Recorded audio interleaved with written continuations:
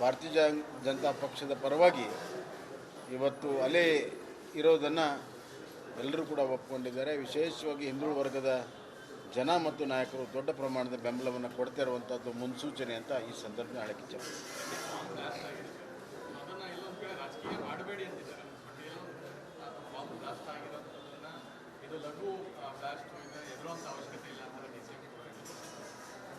ನೋಡಿ, ಈ ಸರ್ಕಾರ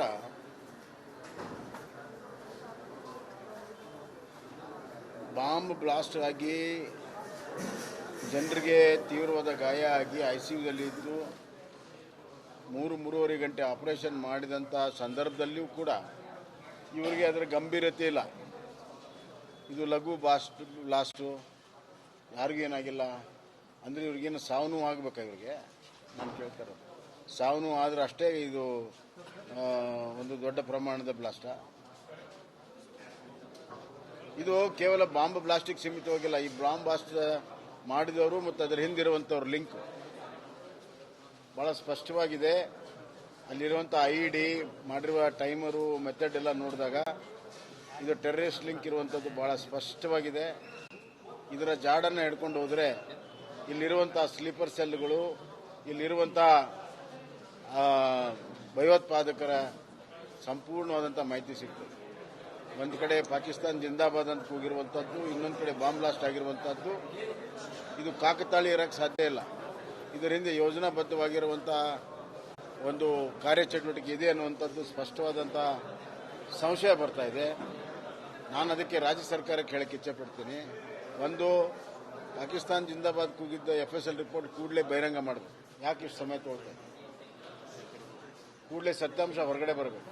ನಂಬರ್ 1 ಅದನ್ನು ಮುಚ್ಚಾಕ್ತೀರ. ಅದನ್ನು ಅಧಿಕಾರಿಗಳು ಈಗಾಗಲೇ ಮಾಧ್ಯಮದಲ್ಲೆಲ್ಲ ಹೇಳಿದ್ದಾರೆ. ಪಾಕ್ ಪರವಾಗಿ ಘೋಷಣೆ ಕೂಗಿರುವಂಥದ್ದು ಭಾಳ ಸ್ಪಷ್ಟವಾಗಿದೆ ಅಂತ ಹೇಳಿದ್ದಾರೆ. ಆದಾಗ್ಯೂ ಕೂಡ ರಿಪೋರ್ಟನ್ನು ಬಹಿರಂಗಪಡಿಸ್ತಿರುವಂಥದ್ದು ನಮಗೆ ಮುಚ್ಚಾಕುವಂಥ ಪ್ರಯತ್ನ ಭಾಳ ಸ್ಪಷ್ಟವಾಗಿ ಕಾಣ್ತದೆ. ಎರಡನೇದಾಗಿ, ಈ ರಾಮೇಶ್ವರಂ ಕೆಫೆಯ ಬಾಂಬ್ ಬ್ಲಾಸ್ಟ್ ಪ್ರಕರಣವನ್ನು ಕೂಡಲೇ NIAಗೆ ವಹಿಸಬೇಕು.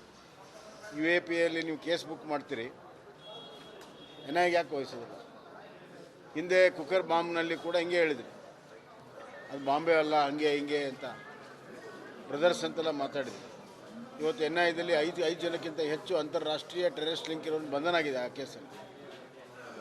ಈ ಕೇಸನ್ನು ಕೂಡ NIA ಕೊಟ್ಟರೆ ಖಂಡಿತವಾಗೂ ರಾಷ್ಟ್ರ ವಿರೋಧಿ, ಭಾರತದ ವಿರೋಧಿ, ಭಯೋತ್ಪಾದಕ ಚಟುವಟಿಕೆಯಲ್ಲಿ ಭಾಗವಹಿಸಿರುವಂಥ ಅಂತಾರಾಷ್ಟ್ರೀಯ ಮಟ್ಟದ ಏನು ಸಂಘಟನೆಗಳಿದೆ ಅದಕ್ಕೆ ಲಿಂಕ್ ಇರುವಂಥವ್ರು ಎಲ್ಲರೂ ಕೂಡ ಬಹಿರಂಗ ಆಗ್ತದೆ. ಬರುವಂಥ ದಿನಗಳಲ್ಲಿ ಇಂಥ ಅನಾಹುತಗಳು ತಪ್ತದೆ. ರಾಜ್ಯ ಸರ್ಕಾರ ಅರ್ಥ ಮಾಡ್ಕೊಳ್ತಾ ಇಲ್ಲ. ಈ ಪ್ರಕರಣವನ್ನು ಅವರು ಗಂಭೀರವಾಗಿ ತೆಗೆದುಕೊಳ್ಳದೇ ಇದ್ದರೆ ಈ ಭಯೋತ್ಪಾದನೆ ಮಾಡೋರಿಗೆ ಪ್ರೋತ್ಸಾಹ ಸಿಗ್ತದೆ. ಇನ್ನಷ್ಟು ಪ್ರಕರಣಗಳನ್ನು ಅವ್ರು ಮಾಡೋಕ್ಕೆ ಅವರಿಗೆ ಒಂದು ರೀತಿಯಲ್ಲಿ ಬೆಂಬಲ ಸಿಗ್ತದೆ. ಆದ್ದರಿಂದ ಇದನ್ನು ಗಂಭೀರವಾಗಿ ತಗೋಬೇಕು. ಸಂಬಂಧಪಟ್ಟವ್ರು ಯಾರಿದ್ದಾರೆ, ಆ CCTV ಇರ್ಬೋದು, ಇನ್ನೊಂದಿರ್ಬೋದು, ಕೂಡಲೇ ಅರೆಸ್ಟ್ ಮಾಡಬೇಕು ಒಂದು, ಮತ್ತು NIA ವಹಿಸಬೇಕು.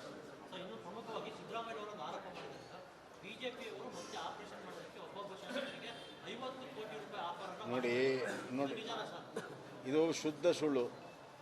ಇತ್ತೀಚೆಗೆ ಸಿದ್ದರಾಮಯ್ಯವರು 100 ಬಾರಿ ಸುಳ್ಳು ಹೇಳಿದರೆ ಸತ್ಯ ಆಗುತ್ತೆ ಅನ್ನುವಂಥದ್ದು ಫಾರ್ಮುಲಾ ಹಿಡ್ಕೊಂಡು ಬಿಟ್ಟಿದ್ದಾರೆ. ಎಲ್ಲ ವಿಚಾರದಲ್ಲಿ ಸುಳ್ಳು ಹೇಳಕ್ಕೆ ಶುರು ಮಾಡಿದ್ದಾರೆ. ಆರ್ಥಿಕ ವಿಚಾರದಲ್ಲಿ ಸುಳ್ಳು ಹೇಳಿದ್ದಾರೆ, ಬಜೆಟ್ ವಿಚಾರದಲ್ಲಿ ಸುಳ್ಳು ಹೇಳಿದ್ದಾರೆ. ಈಗ ಶಾಸಕರನ್ನ ಸೆಳೆಯೋದಕ್ಕೆ 50 ಕೋಟಿ ಕೊಡ್ತಾರೆ. ನಾನು ದಯವಿಟ್ಟು ಒಬ್ಬ ಜವಾಬ್ದಾರಿ ಸ್ಥಾನದಲ್ಲಿದ್ದಾರೆ ಸಿದ್ದರಾಮಯ್ಯ ಅವರು, ಮುಖ್ಯಮಂತ್ರಿ ಸ್ಥಾನದಲ್ಲಿದ್ದಾರೆ. ಈ ಥರ ಲಘುವಾಗಿ ಮಾತಾಡಬಾರ್ದು. ಯಾರಿಗೆ ಯಾರು ಆಫರ್ ಕೊಟ್ಟರು, ಯಾವ MLA ಆಫರ್ ಕೊಟ್ಟರು, ಆ MLA ಯಾರು, ಅಥವಾ ಯಾರು ಲೀಡರ್ ಆಫರ್ ಕೊಟ್ಟರು, ಎಲ್ಲ ಬಹಿರಂಗಪಡಿಸ್ಬೇಕು. ಈಗಾಗಲೇ ಹಿಂದೆ ದಿಲ್ಲಿಯಲ್ಲಿ ಹಿಂಗೆ ಹೇಳಿದರು. ದಿಲ್ಲಿಯಲ್ಲಿ ಹಂಗೆ ಹೇಳಿದಾಗ ಕೇಸ್ ಹಾಕಿದರೆ ಯಾರು ಕೂಡ ಮುಂದೆ ಬರಲಿಲ್ಲ. ಹೇಳ್ರಪ್ಪ ಯಾರಿದ್ದಾರೆ ಅಂತಂದು ಪೊಲೀಸರು ಎಂಕ್ವೈರಿ ಮಾಡಿದ್ರು ಕೂಡ ಹೆಸರು ಹೇಳಿಲ್ಲ. ಹಿಟ್ ಆ್ಯಂಡ್ ರನ್ ಆಗಬಾರ್ದು.